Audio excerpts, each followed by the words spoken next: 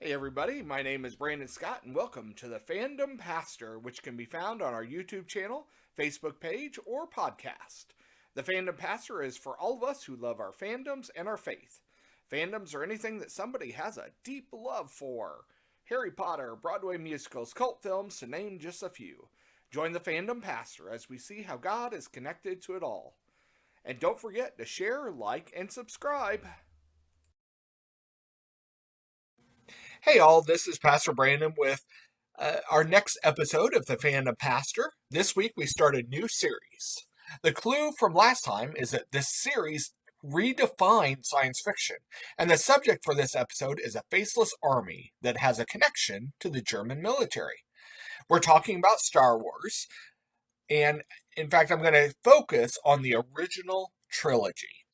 The characters actually we're going to be talking about are the Stormtroopers, which Stormtroopers in the name actually has a connection to German soldiers, who are also referred to as Stormtroopers.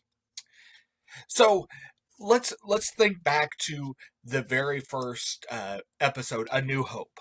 So Luke and Obi-Wan are coming into Mos Eisley's. The droids R2-D2 and C-3PO are in the back of this land speeder, and they're stopped by these stormtroopers who are looking for what? R2-D2 and C-3PO. Now Luke tries to play it cool and try to figure out a way out of this, and that's when Obi-Wan Kenobi kind of pulls another trick out of his bag of tricks, I guess.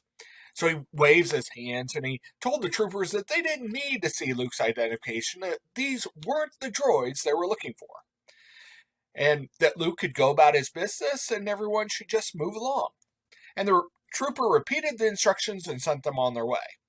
Now, when they got to the cantina, Luke was just absolutely floored that they got past the stormtroopers. And Obi-Wan Kenobi gave one of his first Jedi lessons. The Force can have a strong influence on the weak-minded.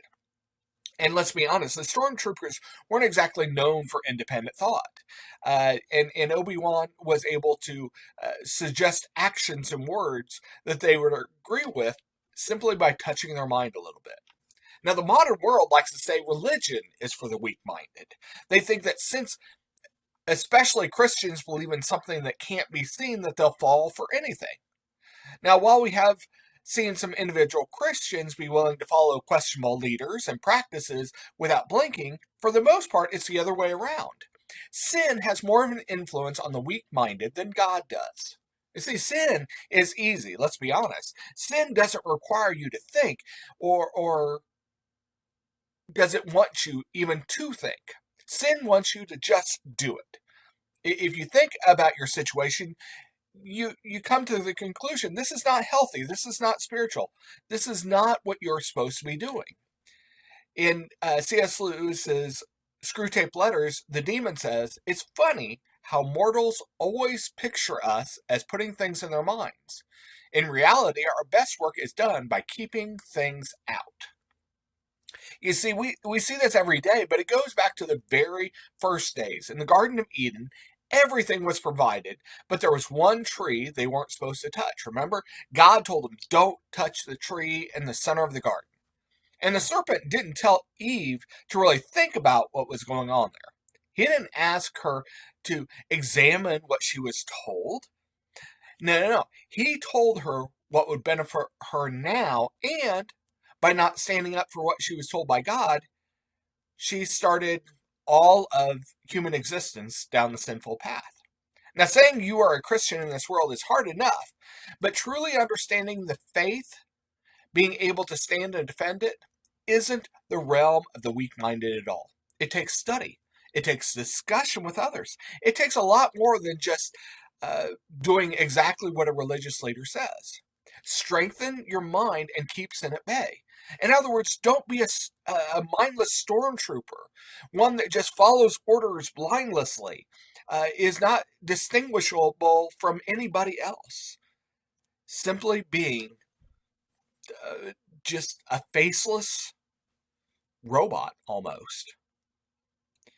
So join us for next time as we continue our series on the original trilogy of Star Wars. My clue for next time is that in one early draft of the script, this character was a 65-year-old general, and in another draft was a young girl. Thanks, God bless, and hope to see you next time.